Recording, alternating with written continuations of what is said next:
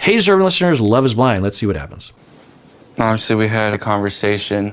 How do you feel about it?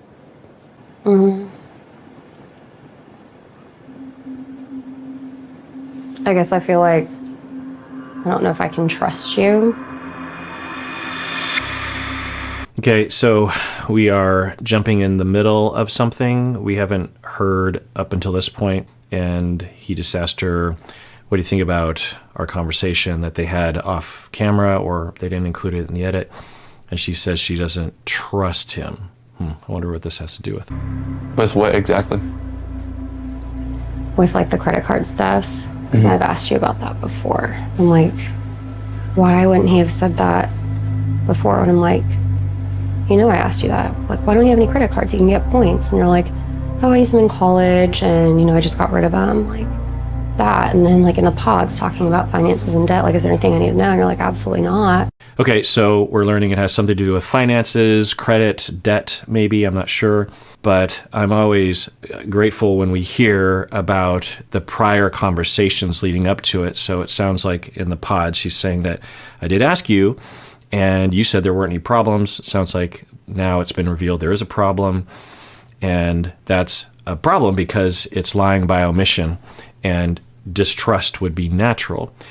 You know, often on these shows, we don't know what the prior conversations were, but hearing her say this will help us with the context. I feel like that wasn't totally truthful.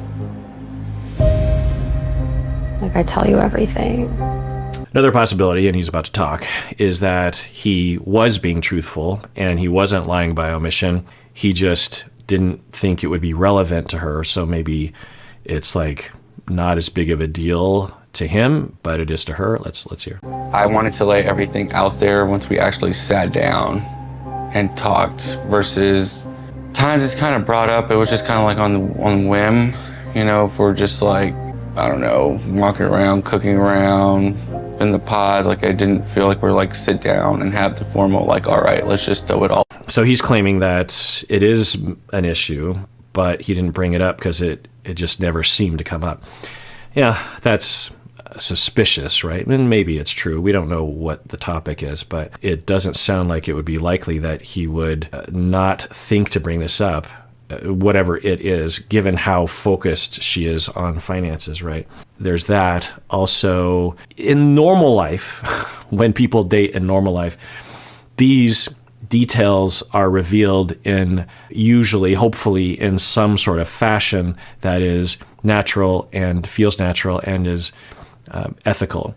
None of us, I don't think, would expect that within the first 2 weeks of dating that you would talk about your credit score or your, credit versus debt or your income necessarily. You might, but it wouldn't be, at least in my circle, customary.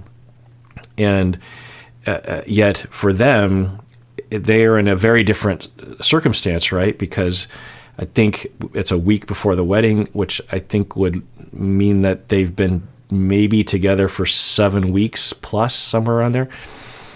Well, you'd think by then, especially given that they're engaged, you think the topic would come up. But he could also say, well, I wasn't lying by omission. There's just a lot to get into, and we hadn't sat down and really laid it all out because we didn't know that we should have, but I guess we should have. Out there kind of thing. And for me, I wanted to have this conversation very formal because I knew it was going to be long. So definitely not hiding anything from you or trying to hide anything from you, because if that were the case, then I would have tried to just bullshit it and sweep it under the rug as much as I possibly could. And that's why I just wanted to come to you. I don't know, but I would imagine that he was avoiding it to some extent and kicking it down the road. He was always going to tell her, but he was like, I'll wait another day or something. And depending on what it was, it sounds like he considers it to be a serious thing. He's not like, look, I didn't know it was that big of a deal. He hasn't said that, so it leads me to believe that it was something serious. And so I think he could do better for trust to admit that, if that's true. I don't know if it's true. Just say, yeah, tell you the truth, I was worried that you would, I don't know, I don't want to accuse you of anything, but I was worried that you would leave me if I told you. I always knew I was going to tell you, but I just kept kind of saying, I'll give it another day because the time wasn't right. I knew that we'd have to talk about it a long time, and we've been working and all this stuff. And I was going to tell you last weekend, but then we had that thing. So you're right. I should have said it earlier, but I was kind of avoiding, but I always knew that I was going to tell you. And so I told you. I think that might help. The way he's saying it is just like, there was never a moment. There were plenty of moments where he could have brought it up, right? I would not try to lie to you. So I'm sorry that you feel that way. That's not what I was trying to do. But you lied about it. What do you mean? The conversation wasn't even about money when I brought up the credit card thing. And you didn't say, there's something I need to tell you. This is what's going on with me. Okay, now I'm thinking that he doesn't think of it as a lie because his credit card thing doesn't fit the category of the discussion that they were talking about, maybe, because he seemed legitimately thinking what do you mean that I lied? Which one are you talking about? So I just wish we knew what it was, but they never give us this. They never say it's this credit card with this amount, with this, APR and this, here's his credit score. Now, I will say that if it is a lie, then that's concerning. She's not freaking out. I think if there's reasons to believe deception happened, then her response is appropriate and healthy, seemingly up until this point. But, there's another layer here of the classism and that love needs to fly first class issue that could be a big part of it. That, maybe she could even, I can't see this happening, but she could say, well, I should also take responsibility for pressuring you and my family pressuring you and giving you the impression that you're not good enough because of your finances. And I imagine that could have led to you maybe kicking the can down the road a little bit. So that's maybe my responsibility. I'm sorry for that, something like that. But I don't know. I don't know. She's talking about distrust, which is totally understandable. And I get that. I would feel the same way. But are we also talking about a judgment around his financial situation? I don't know. So now it's can I even trust what you're telling me now about it? I would think that would be more of an organic conversation. Yeah, there's a story behind that. If we're going to get married, I'm going to find that out. The way she's talking, it sounds like something big. He might be under some sort of governmental extraction of money from his paycheck or something, because he has, I don't know, the way they talk about it, it's like he murdered someone in the past. So what's going on? I don't know.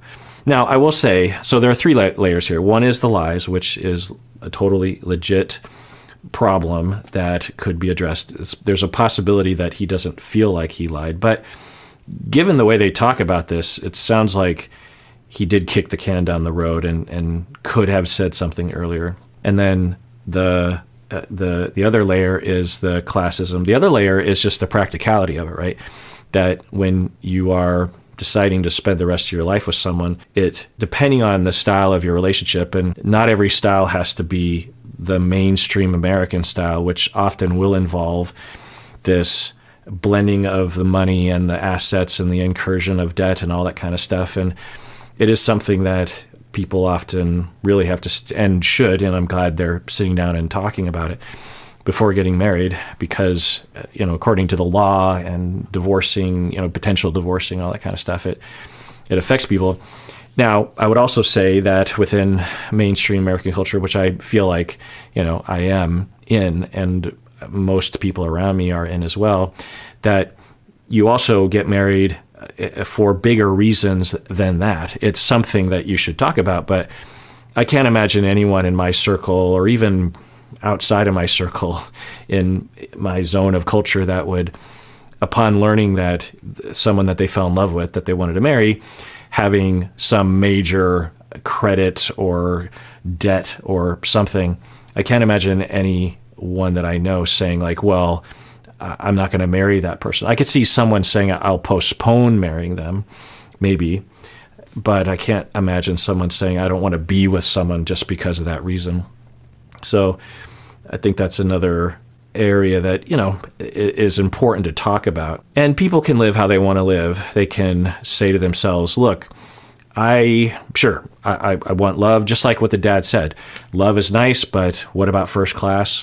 What about food? What about shelter? And sometimes you just got to be practical, and you got to think, look, yeah, I love the person, but I need a future that's stable, that is consistent, that will be good for my children. And I can't, we would be in love, but we would be miserable. Now, I think for Stacy, what she's not talking about misery, she's talking about misery regarding being just being regular class, being middle class or working class, surviving class, if you will. I don't think she thinks of that as being miserable, which it doesn't have to be. Certainly, when you're living paycheck to paycheck, that can be a hardship, but there's a bell curve of happiness at every income level. And there are a lot of people that have lower income that are very, very happy individuals, even though money is tight. In America, we tend to equate happiness with money, that you couldn't possibly be happy if you're poor, right? And that is just simply not true. I'm not saying that poor people and people struggling from lack of access and oppressed individuals should just be happy with their lot. I'm not saying that, but I'm just saying that because I think Stacy might be kind of at that. So now, so far, all that she's focusing on is the distrust and the lying. She hasn't talked about those other layers. They might not even exist, so I don't want to accuse anyone of anything. That scares me. Okay, so that's good, healthy. Maybe she's following suit, or she's able to go to the core, and instead of accusing or something, she's saying she's afraid. Is she just afraid of the potential lies? She was saying that, I don't know if what you're telling me now is the truth, and I'm afraid. Or is she afraid of the finances? I think there's a chance that anxiety and struggle has been passed down to her from her grandfather to her father to her. Regarding the narrative is that the grandfather was struggling with either poverty and or failure in career and money and business or something. And then her father rose from the ashes, sort of like Tywin Lannister, if you're familiar with his father. You had Jaime and Cersei and Tyrion, and then you had Tywin, and then you had his father. His father was struggling and was considered to be weak by rivals, and there were rivals that were going to unseat the Lannisters from Casterly Rock, and Tywin, the son, decided that anxiety and that fear that young Tywin grew up in, of never knowing if there was security and always worrying that the father's not being strong enough. And so Tywin ended up becoming strength for the family and saving everyone and being ruthless and being terrifying, so that the rivals never rose again because of fear of Tywin. So Tywin became a monster so he could save his family, save his wife and his kids and his father and his kin, his people, his family name, his house. And then you get that passed down to Cersei, who becomes, even though she wasn't around when grandfather was under threat, the kids have this notion of danger and ruthlessness. It gets passed down. So it's possible that essentially I'm calling her Cersei. That's what I'm saying. Or Tyrion, or Jaime. So I wonder what that trauma is and how that's affecting things, and how she might be living a fear that is no longer present, fear about being poor, fear about being stepped on by the rich or out of power, or some sort of thing. I don't know. And the anxiety that she's feeling might be mostly that has been passed down and isn't actually reflective of her current life. She's making good money. She has a career ahead of her, security, I'm guessing. She also has a safety net, I'm guessing, with her own family. I'm sure that they would help her out if something weird happened. But she's still operating on that prime directive of make sure you are constantly on top of things and striving and hoarding, and because if you don't, then we know what can happen, because remember what happened to Grandpa. Well, I definitely did not try to hide it from you. That's why I did tell you. Like, I wasn't trying to hide it. I think there was a lot of miscommunication. I think just things were just taken the wrong way. Not, I think you took them in a way that I didn't mean it. You got upset. You were very heated. I want us both to feel reassured that. Okay, so it sounds like they fought already. I thought it was just revealed, and now they're talking about it. So it sounds like they had a whole fight off camera about this topic. So, okay. Well, it's encouraging that they're able to talk about it in this way now, in at least a non-conflictual way. So that says something about their pattern and their trust in each other to at least be able to have these conversations. I want to feel like I'm walking on eggshells. I'm doing my best to tell you exactly how I feel. And I know it doesn't make sense, but it's just like, you don't want to make her upset or say something that might offend her and you didn't mean it that way. Yeah, I think for Izzy, he comes from relational trauma that had that element where he felt like he had to walk on eggshells, or if he didn't, that he risked having someone jump down his throat. He has to be hypervigilant about pleasing someone. He has that demeanor, and he seems to slip into it pretty easily with Stacy. Also, I think Stacy would create that. So we might think that Izzy's walking on eggshells is 50% his past and 50% their dynamic. So it's interesting to hear him word it that way. I will commend Stacy for sitting next to him, putting her leg over his leg, that physical affection. So if the goal is for them to connect and to take care of each other as they talk about something difficult, then she's doing a good job. That's just how I feel. I don't know where that fear comes in. Like, there are times where what you say are going to upset me or they're going to make me mad. That's why it's hard to do. But okay, so tone. Yes, if you are intending on having your partner walk on eggshells, or you're not intending on hurting your partner's feelings, and you're not wording it in a way that you would think would be hurtful or scary, but your partner is telling you these things, there's a very good chance that you are exhibiting tone that you either learned by the way your family modeled it to you, or it's a defense against something that has become, you're out of awareness of it, or possibly a cultural thing. I feel like people often will rely on that. Remember Queer Love with, Ultimatum with Mildred. She was saying something like, well, everyone, I'm from this country, or my people come from this country, and so that's just the way it is. Everyone in my country makes other people walk on eggshells. It's like, no, maybe there's a little bit of culture in there on both sides, but in terms of the delivery and the interpretation. But anyway, the larger point here is, when we're trying to, come across in the way that we're trying to become, that's the whole point. It's like, for Stacy, she's, I think, trying to communicate something. She has an intention to communicate in a certain way, and she's learning right now that he is not interpreting it that way. The common defense is, well, that's on you, Izzy. You're interpreting it wrong, and that's your fault. And maybe it is, but it's possible and likely that the deliverer is also responsible for it. We are very bad at determining our own tone. I would not have even told you. did it cross your mind in that moment when we were at a gas station? I'm like, do you have a credit card? You No. say no. And I ask why. It didn't cross your mind to tell me why. Okay, so we're getting more details. It sounds like he doesn't have a credit card at all. And from the way they're talking, it doesn't sound like it's just a choice for him. Now, the other element here, not only her potential classism, but also he might come from very difficult financial situations. I don't know if that has to do with his upbringing in his religion, but at the very least, there might be some issues there. Yeah, there's just a lot of details.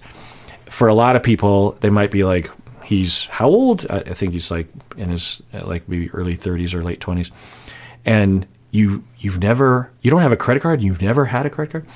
Or did he have credit cards and he lost the ability to get credit cards because of some sort of bankruptcy or something? I don't know. But we're hearing that. And then she's saying, and she's saying it in a very nice tone compared to other conversations they've had. She's like, so let me get this straight. When we were at the gas station and you said you didn't have a credit card, it didn't occur to you to talk about it. I have more tone in the way that I'm role-playing it, because that's a great question. Now, maybe for him, he's like, well, that's not really the issue that I was going to tell you about, but it kind of sounds like it was. Yeah, I would just imagine that he's ashamed and he's afraid to lose her, and so he was kicking it down the road. I think that's all he has to say, and to continue to act like he didn't do that, I think, is causing her to question even more about his truthfulness.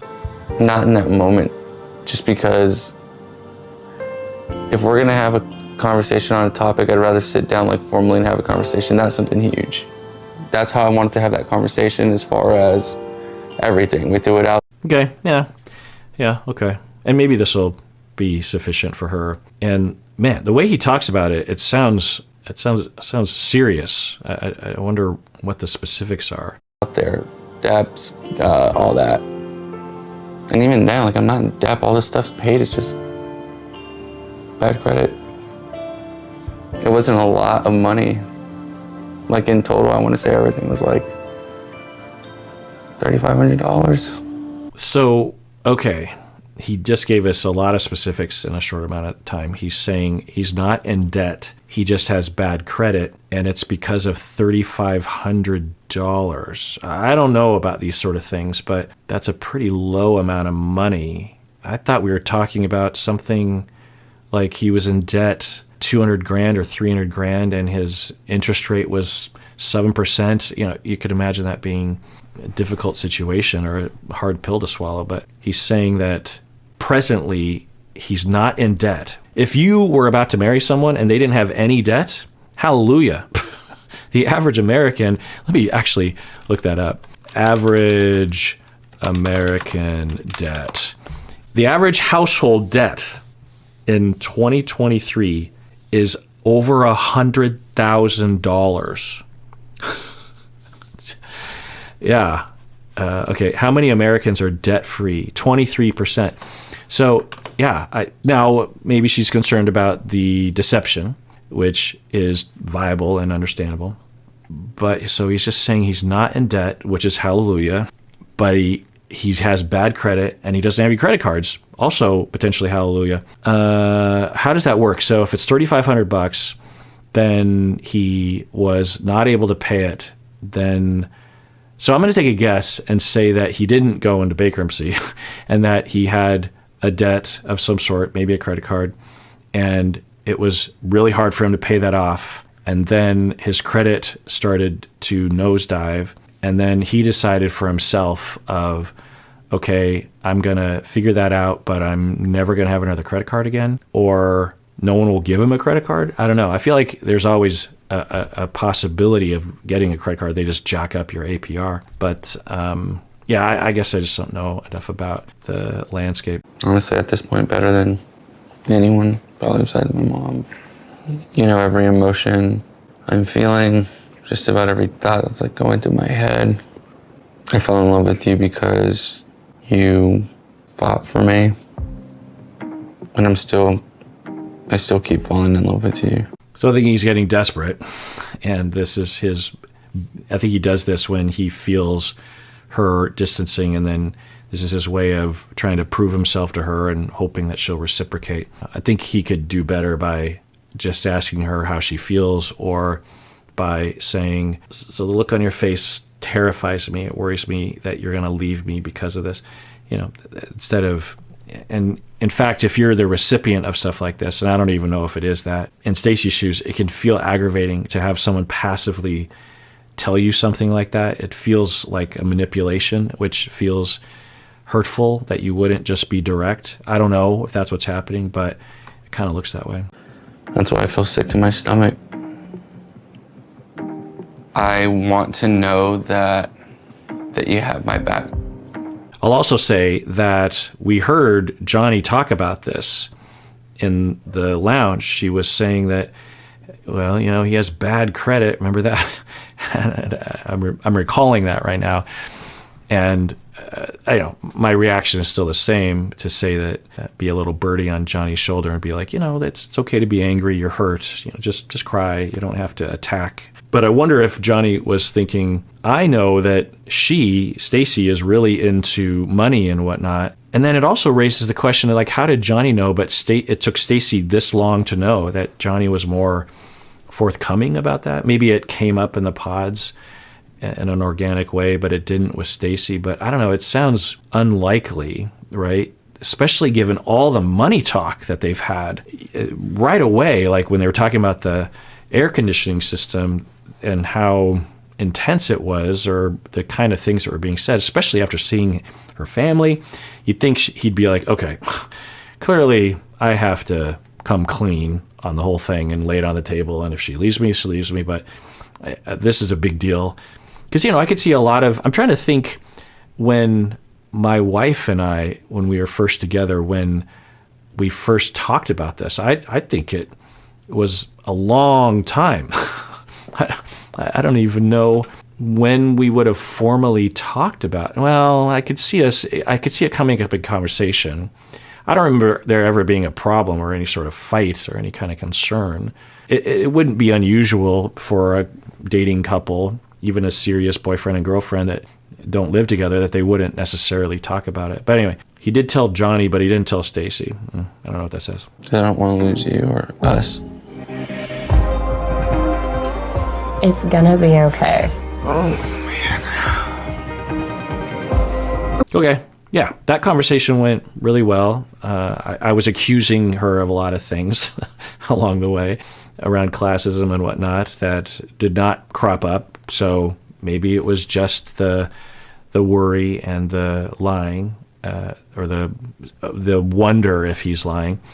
And they talked about it, and she was kind and had physical affection, and she is picking up on his worry and his hurt or his concern for the relationship, and she responds well. So that was great. I didn't expect that. I thought this thing would spin out of control, but it did not. All right, that is it for that episode. Everyone, please take care of yourself, because you deserve it. You really, really do.